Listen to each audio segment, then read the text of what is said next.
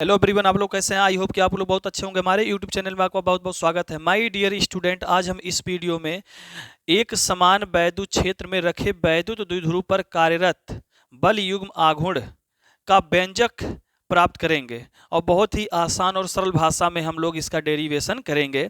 टारक्यू acting on an electric dipole placed in a uniform electric field. तो सर्वप्रथम हम इस हेडिंग के अनुसार सबसे पहले एक चित्र बनाएंगे। तो देखिए क्या लिखा है, एक समान वैद्युत क्षेत्र। क्या लिखा है? एक समान वैद्युत क्षेत्र। तो हम सबसे पहले बनाएंगे एक समान वैद्युत क्षेत्र। बस आराम से आप देखिएगा, एक समान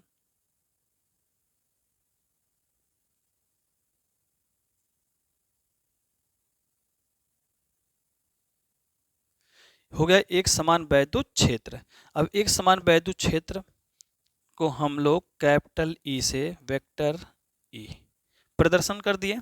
अब ये हमारा बन गया एक समान वैद्युत क्षेत्र। अब कह रहा में रखे वैद्युत द्विध्रुव। अब इसी एक समान वैद्युत क्षेत्र में मुझे क्या रखना है?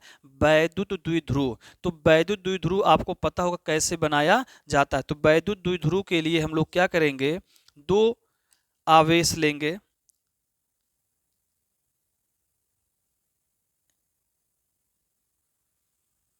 एक यहां पर आवेश हो गया और एक यहां हो गया। ठीक, ये हो गया आपका माइनस क्यू और ये हो गया प्लस क्यू। इन दोनों आवेशों के बीच की जो अल्प दूरी होती है,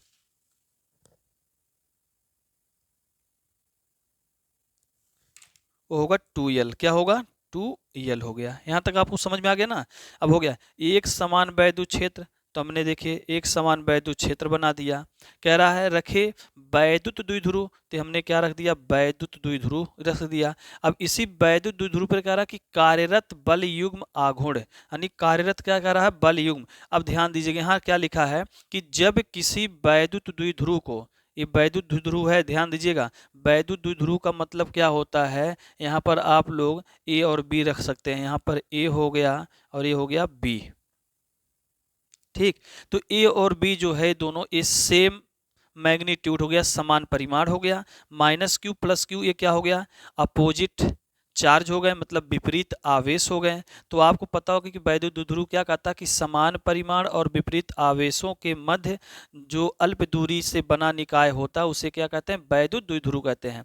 तो यहाँ पर देखिए लिखा है कि जब किसी वैद्युत द्विध्रुव को एक समान वैद्युत क्षेत्र में किसी कोण पर, क्या कह रहा है यहाँ पर? किसी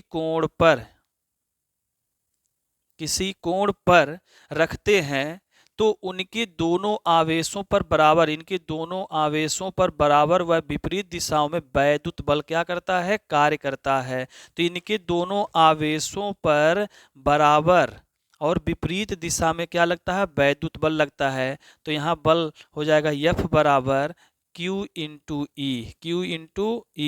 ये F1 हो गया, इनकी दिशा इधर हो गई। ठीक, और इनकी दिशा इधर हो गई, यानी ये वैद्युत क्षेत्र की दिशा में हो गया और ये वैद्युत क्षेत्र की दिशा के क्या है? विपरीत है। तो इस पर भी बल लग गया F बराबर या F2 बराबर Q इंटू ई। क्लियर हो गया ना? तो इस आपको समझ में आ गया होगा कि जब किसी वैद्युत द्विध्रुव को एक समान वैद्युत क्षेत्र में किसी कोण पर रखें तो उनके दोनों आवेशों पर वह विपरीत दिशाओं में वैद्युत बल कार्य करता है। तो इस पर वैद्युत बल कार्य किया तो F बराबर Q इंटू ई, इस पर वैद्युत बल कार्य किया तो F2 बराबर Q इंटू ई। इन बलों की क्रिया रेखाएं भिन्न भिन्न है, इनकी क्रिया रेखा क्या है? भिन्न भिन्न है।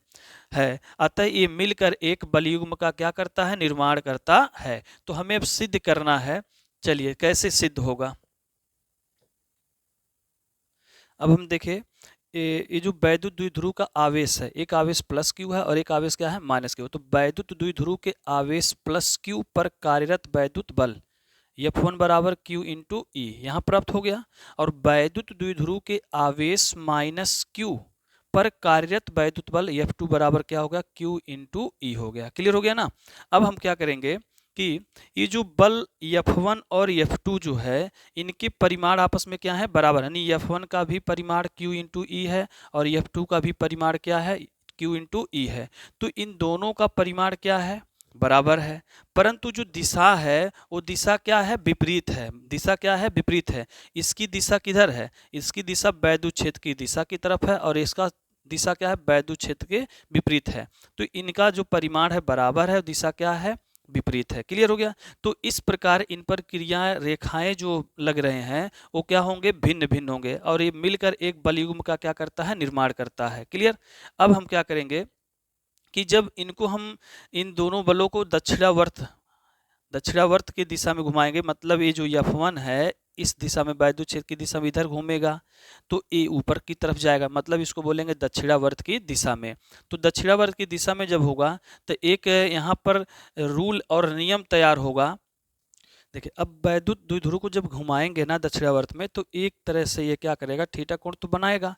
तो जब वैद्युत द्विध्रुव पर कार्यरत बल युग्म का एक निर्माण होता है जिससे हम लोग टाउ से दर्शाते हैं, तो टाउ बराबर होता है किसी एक बल का परिमाण, मतलब किसी एक बल का परिमाण, चाहे आपका F1 का हो चाहे क्या हो F2 का, तो किसी एक बल का परिमाण गुणे बलों के बीच की लंबवत दूरी। तो इन बलों के बीच की लंबवत दूरी हम ऐसे कुछ दर्शाएंगे यहाँ पर, और यहाँ से ऐसे हो गया। ये पॉइंट मुझे मिल गया C। क्या मिल गया, C।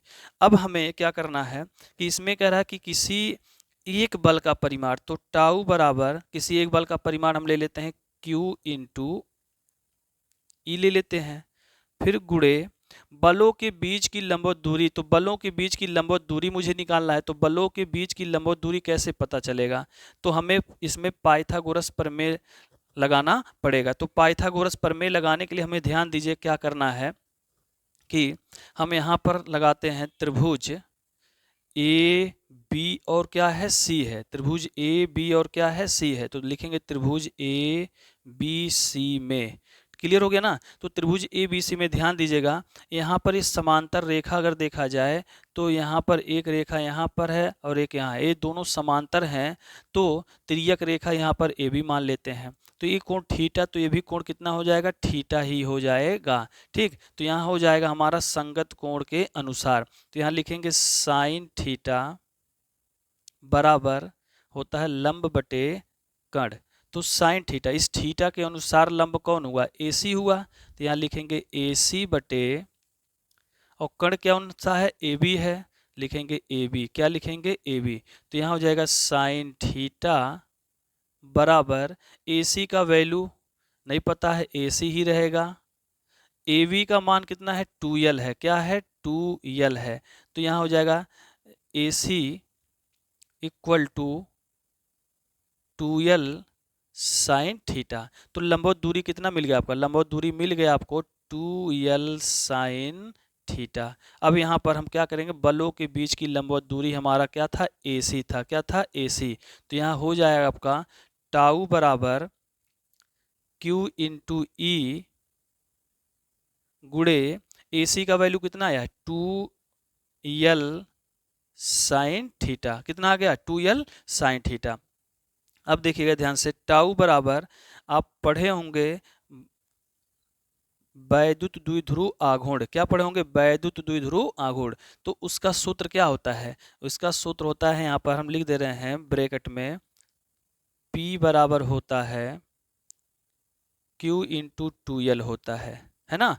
तो Q इंटू 2L, तो इसमें जरा देखिएगा है कि नहीं है, Q भी है 2L भी है। तो Q 2L के जगह पे हम क्या रख देंगे, P रख देंगे। क्या रख देंगे, P। तो जब हम Q 2 इंटू L के जगह पर P रखेंगे तो यहाँ पर हमारा एक बार और ऐसे लिख सकते हैं, Q इंटू 2L इंटू ई साइन थीटा।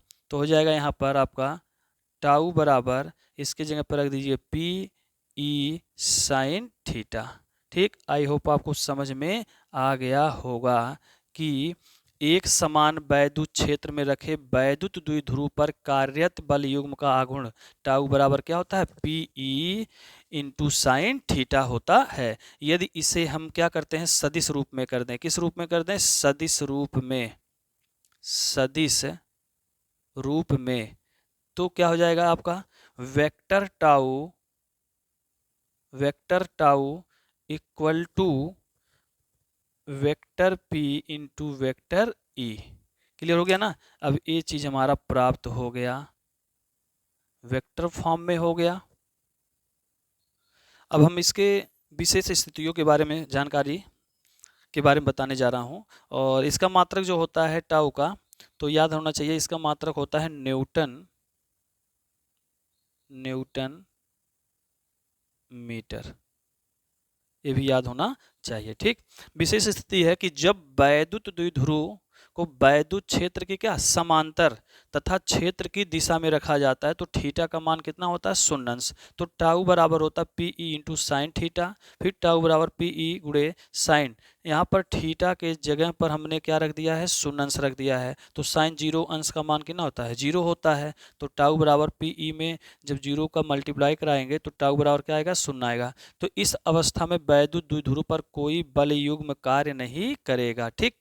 दूसरा पॉइंट है कि जब वैद्युत द्विध्रुव वैद्युत क्षेत्र के समांतर तथा क्षेत्र के विपरीत दिशा में रखा होता है तो थीटा का मान कितना होता है, 180 होता है। तो टाउ बराबर P E into sine theta बराबर पी ई इंटू साइन 180 अंश। 180 का मान 0 होता है, फिर टाउ बराबर क्या हुआ, 0। तो इस स्थिति में भी वैद्युत द्विध्रुव पर कोई बल आघूर्ण कार्य नहीं करेगा। ठीक।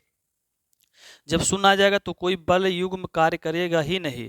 और तीसरा है कि जब वैद्युत द्विध्रुव वैद्युत क्षेत्र के लंबवत रखा हो तब थीटा बराबर 90 अंश। तो टाउ बराबर P E into sine theta, फिर टाउ बराबर पी ई इंटू साइन 90 अंश। साइन 90 मान होता है 1, तो टाउ बराबर पी ई। तो ये मैक्सिमम हो गया। क्या हो गया, मैक्सिमम। आई होप आपको यह समझ में आ गया होगा। ठीक है।